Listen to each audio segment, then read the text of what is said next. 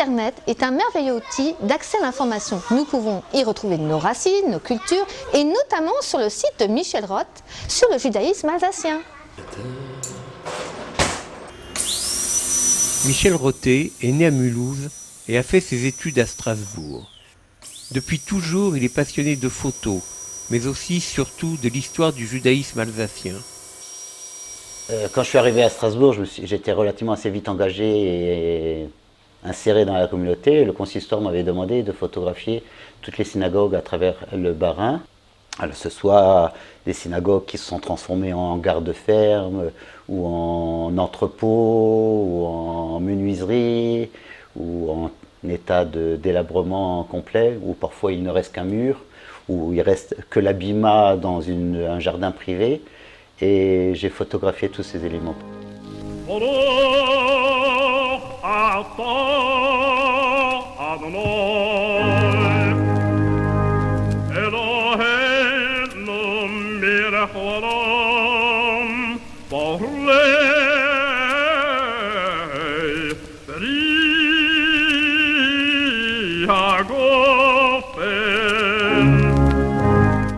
Tous m'ont poussé à dire « et si tu faisais un livre sur ces synagogues ?» C'est comme ça qu'en 92, j'ai effectivement réalisé un ouvrage sur les synagogues d'Alsace et leur histoire, avec l'aide de mon beau-père qui était le spécialiste de l'histoire des communautés juives du Bas-Rhin et de Strasbourg tout particulièrement, le grand rabbin Max Warschawski.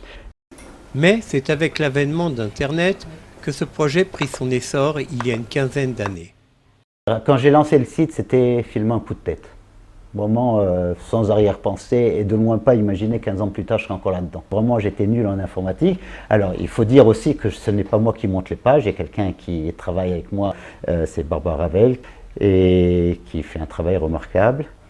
Et c'est comme ça que les dés étaient jetés et nous sommes partis pour une aventure qui dure et perdure et qui amène beaucoup de visiteurs. On arrive à une moyenne de 3000 visiteurs journaliers.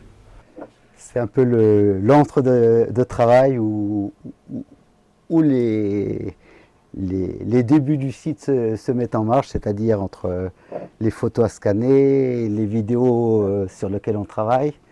Vous voyez justement la synagogue de Metz à la Libération. Le magnétophone pour les transferts d'enregistrement, les vidéos pour les transferts de vidéos, et il ne faut pas regarder le désordre. Au début, c'était que l'Alsace. Avec les années, on a complété, c'est devenu le site internet du judaïsme d'Alsace et de Lorraine.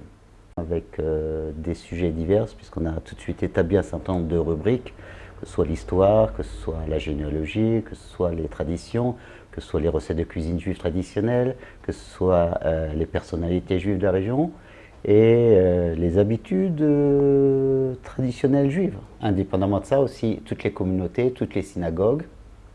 Je vais vous dire, les communautés juives en Alsace, ce qu'on appelle les communautés surtout rurales, c'est un passé qui a disparu.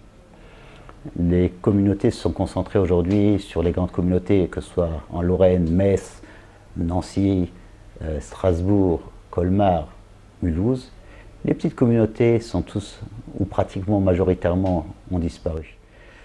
Mais elles ont passé, elles ont existé, elles ont vécu, elles ont une histoire. Il y a parfois encore une histoire qui reste à travers le bâtiment de la synagogue, à travers une plaque qui remémore le bâtiment de la synagogue, ou les cimetières, et bien évidemment, parce qu'il y a quand même beaucoup de cimetières à travers l'Alsace, dont un certain nombre qui sont relativement anciens, je pense celui d'Ettendorf ou celui de Rosenwiller. Et donc, en nous essayant de sauvegarder ce patrimoine à travers la toile et de le mettre en... pas de le refaire vivre, mais au moins de maintenir l'histoire de son passé. Ça peut être aussi bien des morceaux de Chazanout ou d'air disparu, parce que ça aussi, nous mettons en ligne des enregistrements de différents Chazanim ou de Chazanim qui ne vivent plus et dont j'ai retrouvé des éléments.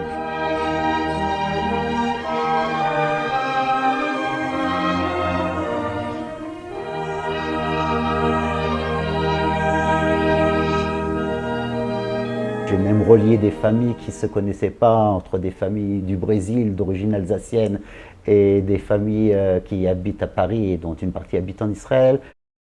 Une vidéo qui a été découverte, qui avait appartenu à l'armée américaine et qui représente le premier office en la synagogue de Metz à la libération de Metz. C'est uniquement des soldats américains.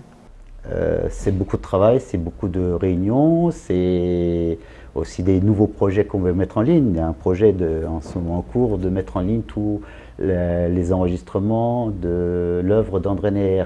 Il y a des projets aussi de mettre en ligne un archivage photo qui serait accessible à travers le public. Et là, je fais appel à tous ceux qui auraient des documents photographiques ou des documents inédits qui pourraient être mis à disposition du site. Vous avez aussi des documents assez originaux comme cette Haggadah, puisqu'on est en période de Pessah, qui était faite par le gendre d'un grand rabbin de France. Et ce rabbin a fait cette Haggadah, mais s'est converti après au christianisme, est devenu prêtre. Alors bon, il y a de tout, vous pouvez voir sa biographie dans le site et son parcours un petit peu mouvementé. Ça c'est une assiette qui faisait partie d'un service Kasher le Pessah Bassari, qui est une faïence typiquement alsacienne de Niederwiller. En masse de documents, il y a encore suffisamment de quoi faire pour quelques bonnes années sans aucun problème. Et encore, on n'aura de loin pas couvert tout ce qui est relatif au judaïsme d'Alsace et de Lorraine. Et donc, en espérant que ma retraite sera suffisamment très longue pour pouvoir encore travailler très longtemps sur ce sujet-là.